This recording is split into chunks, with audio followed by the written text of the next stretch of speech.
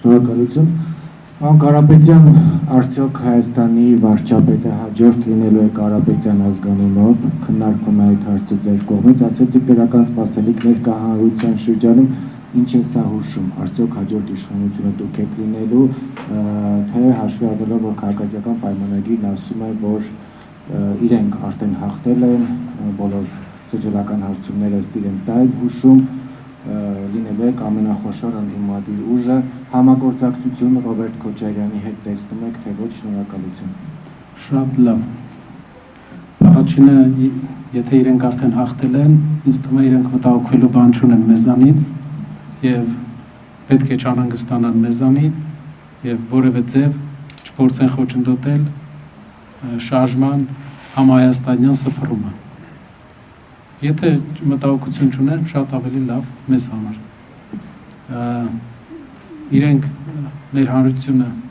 23 թվականի իրադարձություններից հետո անկախ մեր կամքից վերջնականապես հանրության նշանակալի մասը արդեն դիրքավորվել է եւ այդ դիրքը իշխանական չէ եւ դրա հետևանքը կտեսնենք ընտրություններում, բայց եւս մեկ անգամ ուրախ կլինեն, եթե իրանք համարեն, որ արդեն հաղթել են եւ որևէ բան չձեռնարկեն, գիշեր-ցերեկ մեր մասին չփորձեն ինչ-որ պրոցեսներ իրանց կարծիքով կանգնեցնել, որը ավելի մոտիվացնում մեր թիմին։ Մյուս հարցը Կարապետյան ազգանվան հետ կապված։ Հետաքրքիր հարց էր, բայց կխնդրեի ձեզ եւս որոշ ժամանակ սպասել, կարծում եմ պատասխանը ձեզ շատ կգոհացնի։ Մի հատ էլ հարց ունեմ։ Ինչպես նշեցի այսօրվա մեր հայտարարության ժամանակ, Հայաստանի նախագահները եւ Հայաստանի 4 առաջնորդները մինչեւ հիմա, եթե շարունակեն եւ հաջորդ կառավարումը լինի նրանցից մեկը, երկրում միասնության հարցը հարցականի տակ կլինի, որովհետեւ հասարակության մի խավ չի ընդունում մեկին,